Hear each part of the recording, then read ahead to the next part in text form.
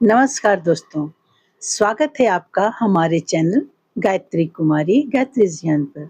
दोस्तों, आज हम लोग ऋग्वेद का प्रथम अष्टक प्रथम अध्याय सूक्त 2 की ऋचा संख्या 2 पढ़ेंगे।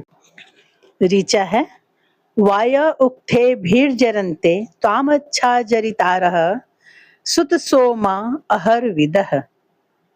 इसका अर्थ है कि हे वायुदेव, यज्ञ का समय जानने वाले विद्वान ऋषि जिन्होंने सोमरस तैयार किया है, वे अपनी स्तुतियों के द्वारा आपकी ओर आते हैं और आपका गुणगान करते हैं। कृपया उनकी स्तुति स्वीकार करके यज्ञ में पधारें। यह मंत्र वायुदेव की स्तुति में है। वैदिक यज्ञों में वायुदेव का अत्यंत महत्वपूर्ण स्थान माना गया है। यज्ञ में सोमरस तैयार करने के बाद सबसे पहले वायुदेव का आवाहन किया जाता है। ऋषि कहते हैं कि जो यज्ञ करता विधि पूर्वक यज्ञ करते हैं, समय का ज्ञान रखते हैं और श्रद्धा से स्तुति करते हैं, वे वायुदेव को अपने यज्ञ में आमंत्रित करते हैं। इस मंत्र का संदेश केवल यज्ञ तक सीमित नहीं है। इसका गूढ़ अर्थ यह भी है कि ईश्वर अथवा देवताओं की कृपा, श्रद्धा, उचित समय, विधि पूर्वक कर्म और सच्ची भक्ति से प्राप्त होती है।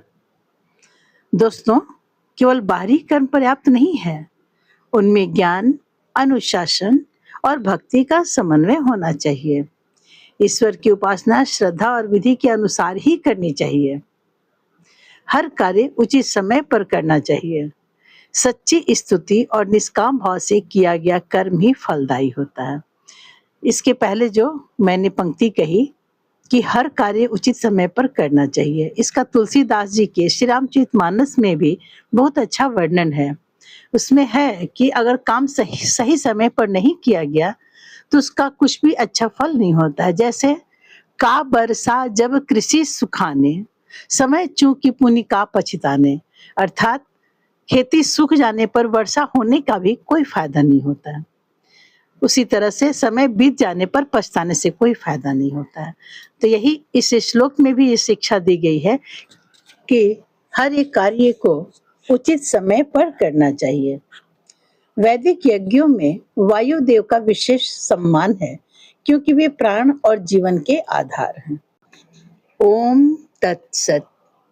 मिलते हैं अगले वीडियो में अगली ऋचा के साथ।